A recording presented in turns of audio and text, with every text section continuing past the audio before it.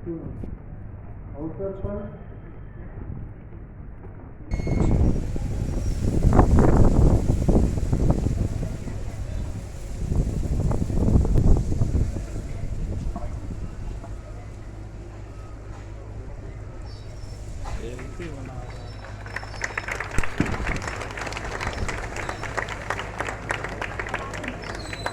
जन गण मन अधिनायक जय हे भारत भाग्य विधाता। पंजाब सिंध गुजरात मराठा द्राविड़ उत्कल गंगा। विंध्य हिमाचल यमुना गंगा उच्छल जलधि तरंगा। तब शुभ नामे जागे तब शुभ आशीष मांगे। गाहे तब जय गाथा जन गण मंगलदायक जय हे भारत भाग्य विधाता। जय हे जय हे जय हे जय जय जय जय हे। मेरे प्यारे भाइयों एवं बहनों, आज हम सब देश की आज़ादी के वर्षगांठ को मनाने हेतु नव ऊर्जा, नव संकल्प, नव उमंग का भाव लिए यहाँ एकत्र हुए हैं। इस पुनीत अवसर पर मैं सभी लोगों को हार्दिक शुभकामनाएं प्रेषित करता हूँ। जैसा कि हम जानते हैं कि आज़ादी के 75 वर्षों का यह जश्न अमृत महोत्सव के रूप में पूरे देश में हर घर तिरंगा के भाव के साथ अत्यंत उत्साहपूर्वक मनाया जा रहा है। इस महोत्सव का आगाज 12 मार्च 2021 को माननीय प्रधानमंत्री जी ने किया था। इस महोत्सव को मनाने के पीछे मुख्य रूप से 3 उद्देश्य निहित हैं। प्रथम यह है कि अंग्रेजों की 200 वर्षों की गुलामी के बाद मिली आज़ादी को पूर्ण निष्ठा भाव के साथ मनाना। दूसरा प्रमुख उद्देश्य आज़ादी को प्राप्त करने हेतु उन सभी महान वीर सपूतों को याद करना जिनकी वीर गाथा इतिहास के पन्नों में दर्ज है, लेकिन इसके साथ ही उन सभी वीर सपूतों को भी याद करना हमारा कर्तव्य है जिन्होंने देश की आज़ादी हेतु अपने प्राणों का न्यौछावर किया, लेकिन इतिहास के पन्नों में उन्हें स्थान प्राप्त नहीं हो सका है। तीसरा मुख्य उद्देश्य इस उत्सव के जरिए सभी देशवासियों को संघर्षों से मिली इस आज़ादी के मूल्य को भी समझना है तथा उनके व्यक्तित्व में देशभक्ति एवं देश प्रेम की भावना को आत्मसात कराते हुए इन 75 वर्षों में विभिन्न क्षेत्रों में हुई बहुआयामी प्रगति एवं उपलब्धियों को भी बतलाना है। साथियों, देश ने विगत 75 वर्षों में आशातीत प्रगति की है जिसे कुछ चंद शब्दों में समग्र रूप से प्रस्तुत नहीं किया जा सकता, लेकिन अर्थव्यवस्था के क्षेत्र में अनेकों झंझावातों के बावजूद हमने विश्व की 6वीं सबसे बड़ी अर्थव्यवस्था के रूप में अपनी पहचान बनाई है। निकट भविष्य में हम ब्रिटेन को पीछे करते हुए 5वीं पावदान में अपना स्थान बनाने के लिए दृढ़ संकल्पित है। इसमें कृषि के क्षेत्र का भी अहम योगदान है। इसके साथ ही सैन्य क्षेत्र में विश्व के चौथे देश के रूप में शक्तिशालियों की श्रेणी में हैं। साथियों, इस प्रकार अन्य क्षेत्रों में हमने क्या खोया, क्या पाया का व्यावहारिक चिंतन करना आपकी जरूरत है, ताकि आने वाले 25 वर्षों में जिन्हें हम अमृत काल के रूप में जानते हैं, इस दौरान देश की प्रगति हेतु कार्य योजनाएं तैयार कर उन्हें मूर्त रूप दिया जा सके। साथियों, आज के इस पुनीत अवसर पर मुझे यह कहते हुए गर्व हो रहा है कि देशवासियों का सेवा और त्याग का अमृत भाव आज़ादी के अमृत महोत्सव में नव भारत के सृजन हेतु चारों ओर प्रलक्षित हो रहा है। मेरा मानना है कि हमसे ही राष्ट्र का अस्तित्व है और राष्ट्र ही हमारा अस्तित्व है। भारतीय दर्शन के ये भाव राष्ट्र निर्माण में हमारी सबसे बड़ी ताकत बन रहा है। मुझे पूर्ण विश्वास है कि यही ताकत और हमारी प्रबल इच्छा शक्ति निश्चित रूप से हमें विकसित देश के रूप में उपरिगामी पथ प्रदर्शन करेगा।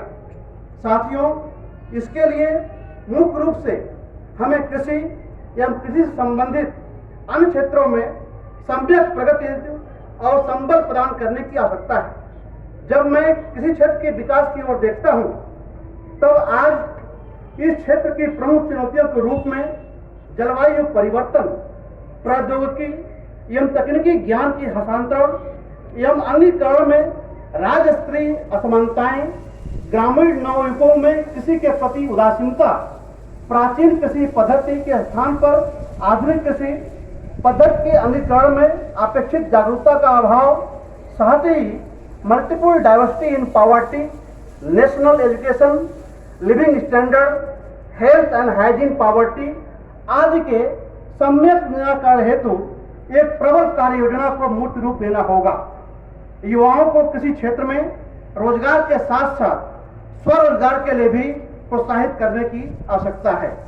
आधुनिक कृषि के क्षेत्र में precision agriculture, drone technology, micro aggregation, organic and natural farming, sport oriented planning, water recycling, waste management, diversified horticulture and floriculture, modern drainage technology, digitalisation, smart post harvest management and value addition के क्षेत्र में प्रमुखता से कार्य करते हुए इन्हें गतिशीलता प्रदान करने की आवश्यकता है। मेरा मानना है कि लैंड टू लैंड कार्यक्रम को नए सिरे से परिमार्जित करते हुए कृषक वैज्ञानिक शासन को समग्रता के साथ अमृत काल में कृषि उन्नयन हेतु कार्य करने की आवश्यकता है, जिससे हम आत्मनिर्भर बन सके। साथियों, दुनिया में सर्वाधिक युवा भारत में है। कुल जनसंख्या का करीब 66% यानी 75 करोड़ भारतीय 35 वर्ष से कम उम्र के हैं।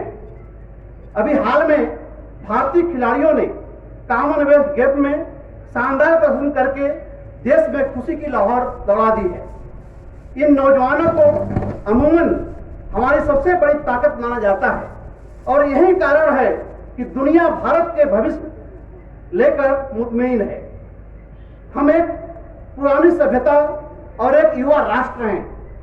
वैश्विक मानचित्र के कई पटल पर हमारी मौजूदगी है, क्योंकि हमने वक्त वक्त पर अपनी दृढ़ता, मजबूती और उदारता का परिचय दिया है। चुनौतियों को स्वीकार करने और बाधाओं के बावजूद सफल होने की कुव्वत हम में है, जिस कारण भारत आज उन देशों के साथ मुकाबला कर रहा है जिन्होंने सदियों पहले आजादी हासिल की थी। साथियों, आजादी के इस अमृत महोत्सव के मौके पर मैं आपके सामने 6 प्रमुख बातों पर प्रकाश डालना चाहूंगा। प्रथम बात, आज भारत 75 वर्ष का हो रहा है। इस जनसांख्यिकी लाभांश को राष्ट्रीय विकास और खुशहाली में बदलने के लिए हमें स्पष्ट रूपरेखा बनानी होगी। अगर यह काम रचनात्मक तरीके से हो सका तो सभी क्षेत्रों में इसका फायदा उठा सकेंगे, और अगर नहीं कर सकते तो यकीनन इसके परिणाम अनिष्टकारी हो सकते हैं। सबसे पहले तो इन नौजवान विद्यार्थियों को इस बाबत जागरूक करना होगा कि वे अपना ध्यान सही दिशा में लगाएं। युवाओं को अपने समृद्ध इतिहास से सीखना चाहिए। आपस में एकजुट होकर हम किस तरह से उज्जवल भविष्य बना सकते हैं, इस दिशा में प्रयास करने से निसंदेह हम नई टेक्नोलॉजी, इनोवेशन, पेटेंट, स्टार्टअप जैसी सफलताएं हासिल कर सकेंगे।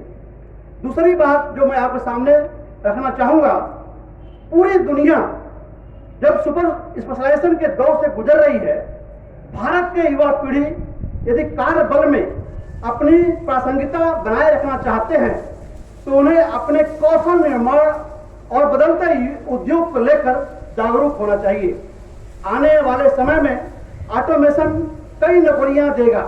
आर्टिफिशियल इंटेलिजेंस की मदद से कारें चलेंगी, ड्रोन से उत्पाद व सेवा मुहैया कराए जाएंगे और पेट्रोल उत्पाद से चलने वाले इंजन की वजह से इलेक्ट्रिकल व हाइड्रोजन इंजन काम आएंगे।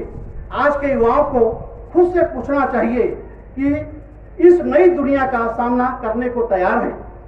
तीसरी बात जो मैं आपके समक्ष रखना चाहूंगा, नौजवानों को बड़े सपने देखना चाहिए।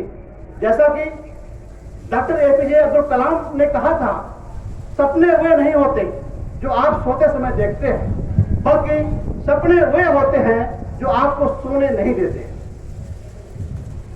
हमें अपने परिवार और अपने राष्ट्र के लिए बड़े बड़े, यहां तक कि असंभव सपने को भी देखना चाहिए। हमें अपनी सोच को व्यापक बनाना होगा और न सिर्फ अपना करियर के लिए बल्कि दुनिया बदलने के लिए भी तैयार रहना होगा। कोविड-19 टीकों को विकसित करने के क्षेत्र में भारत की सफलता इस बात का ज्वलंत प्रमाण है कि ऐसे लक्ष्य बनाकर हम काम करने से चुनौतीपूर्ण समय में भी सफलता हासिल कर सकते हैं। कृषि वैज्ञानिकों के सामने जलवायु परिवर्तन के कारण असमय बारिश, सूखा, बाढ़ इत्यादि के साथ साथ खेती के प्रति युवाओं का रुझान न होना, खेत के जोत का आकार छोटा होना, इन सभी समस्याओं को सुधारने के लिए एक सुदृढ़ कार्य योजना बनाने की आवश्यकता है। चौथी बात जो मैं आपके सामने रखना चाहूंगा, हम सभी युवाओं को किसी खतरे से नहीं डरना चाहिए। कोई भी बड़ी सफलता तमाम अनिश्चितताओं से जूझने के बाद ही हासिल होती है। जैसा कि अभी हाल में हम सभी लोगों ने अपने अथक प्रयास से NAC की भारत में ग्रेडिंग प्राप्त की है।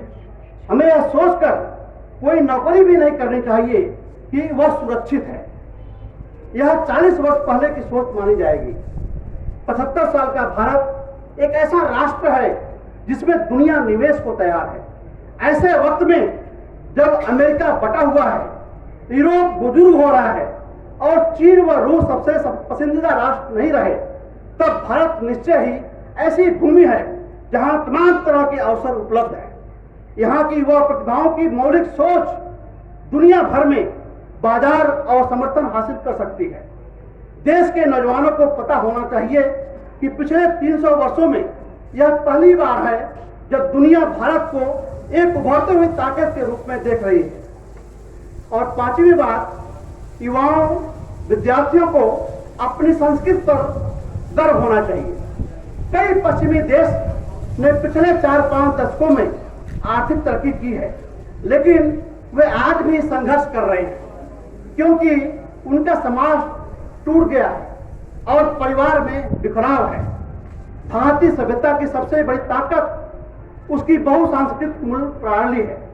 हमारा इतिहास, हमारी विरासत, हमारी भाषाएं और हमारी आस्था हमारे भारतीय समाज की ताकतें हैं। कई लोग सोचते हैं कि भारत में अनुशासन की कमी है, पर दुनिया को देखें तो सच्चाई समझ आ जाती है। दुनिया में कहीं भी लोग इतने परिवारोन्मुख, माता पिता या अभिभावक के प्रति सम्मानजनक में आत्मनिर्भरता को बनाए रखने के लिए कृषि के हर क्षेत्र में उत्पादकता के सतत बनाए रखने के लिए ग्रीन एनर्जी, वुमन एम्पावरमेंट के साथ साथ सस्टेनेबल एग्रीकल्चर को प्राथमिकता देकर देश से अधिक निर्यात को बढ़ावा देना होगा ताकि विदेशी पूंजी को हम अपने देश में बढ़ा सकें। साथियों, स्वामी विवेकानंद ने कहा था, भविष्य को लेकर मेरी उम्मीद सच्चरित्र, बुद्धिमान, दूसरों की सेवा के लिए सब कुछ त्याग करने वाले और आज्ञाकारी युवाओं से बधी है। ये गुण इनके लिए भी अच्छे हैं और देश के लिए भी। हमारा देश उन तमाम महापुरुषों ने कहा है जिन्होंने इस मुकाम पर लाने के लिए अपना खून पसीना एक कर दिया है। 21वीं सदी की चुनौतियों से मुकाबले के लिए तैयार नई शिक्षा नीति 2020 के उद्देश्य बहुत उच्च और दूरगामी है, लेकिन इनका इम्प्लीमेंटेशन अपने आप में एक चुनौती भी है। नई शिक्षा नीति 2020 का प्रमुख लक्ष्य विद्यार्थियों का चरित्र निर्माण है ताकि शिक्षार्थियों के जीवन के सभी पक्षों और क्षमताओं का संतुलित विकास हो सके। जाहिर है, नई पीढ़ी के लिए एकमात्र रास्ता यही है कि वह खड़ी हो जाए और भविष्य में तेज गति से आगे बढ़े। और यह सुनिश्चित करे कि 100 साल का भारत शांतिपूर्ण, समृद्धि और सद्भाव विकास का प्रकाश स्तंभ बने। जय जवान, जय किसान, जय विज्ञान, जय अनुसंधान। जय हिंद।